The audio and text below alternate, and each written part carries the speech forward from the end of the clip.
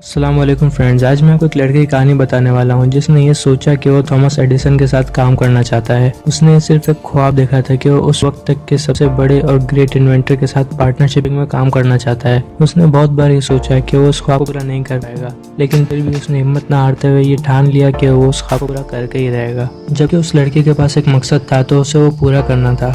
उसने अब सोचा कि वो जल्द से जल्द थॉमस एडिसन के पास पहुंच जाए, लेकिन उसके पास वहां तक जाने तक के भी पैसे नहीं थे। लेकिन फिर भी उसने जैसे तैसे पैसों का इंतजाम किया और वो वहां पर पहुंच गया।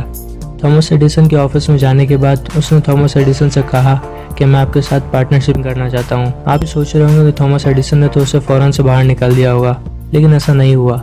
थॉमस एडिसन उसकी बर्निंग डिजायर को जानते थे। उन्होंने ये देख लिया था उसकी आंखों में कि वो कुछ ना कुछ करना चाहता है और वो करके दिखाएगा। तो थॉमस एडिसन ने उसे अपने ऑफिस के अंदर एक छोटी सी जॉब दे दी। ये कोई बहुत ज्यादा बड़ा काम नहीं था, लेकिन फिर भी उस लड़के ने इस जॉब को एक्सेप्ट किया क्योंकि उसे पता था वो उस जगह पे कुछ ना कुछ कर सकता है, और उसने वहाँ पर काम करना शुरू कर दिया। अब ऐसा नहीं है कि उसने फौरन से कोई बहुत बड़ा कमाल कर दिखाया और वो बहुत ज्यादा अमीर और मशहूर हो गया, नहीं, बल्कि 5 साल गुजरने के बाद जब थॉमस एडिसन ने एक डिवाइस बनाई और उनके इंजीनियर्स और सेल्स के लोगों को ऐसा लगता था कि डिवाइस काम नहीं करेगी, लेकिन थॉमस एडिसन को और उस लड़के को यकीन था कि ये डिवाइस बहुत ज्यादा फायदेमंद है। तो उस लड़के ने थॉमस एडिसन से जाके बात की कि वो उनकी ये डिवाइस को बेच सकता है। तो थॉमस एडिसन ने उसे जवाब दिया कि अगर तुम एक भी डिवाइस इंस्टॉल करा लोगे तो मैं तुम्हें अपने साथ काम करने का मौका दूंगा। उस लड़के ने फौरन से अपॉर्चुनिटी ग्रैब की और मेहनत करना शुरू कर दी, और उसने एक की जगह 10 डिवाइस इंस्टॉल करा ली। उसके बाद थॉमस एडिसन ने उसे अपना पार्टनर बना लिया और उसे अपने साथ काम करने का मौका दिया। तब से बहुत ज्यादा मशहूर हो गया कि मेड बाय एडिसन और इंस्टॉल्ड बाय बार्न्स। और हाँ, उस लड़के का नाम एडविन सी बार्न्स था, जो बहुत ज्यादा मशहूर इंसान है। तो इस कहानी से हमें जो लेसन सीखना चाहिए वो ये है कि एडविन ने कभी भी प्लान बी नहीं बनाया। उसने कभी भी ये नहीं सोचा कि अगर ये नहीं हुआ तो मैं कुछ और कर लूंगा, मैं 5 महीने काम करके देखता हूँ, अगर नहीं हो सका तो मैं कहीं और जगह ट्राई करूंगा, या फिर मैं कुछ और कर लूंगा, या मैं किसी और चीज़ की कोशिश करूंगा। इसने हमेशा अपने गोल के ऊपर कॉन्सेंट्रेट किया।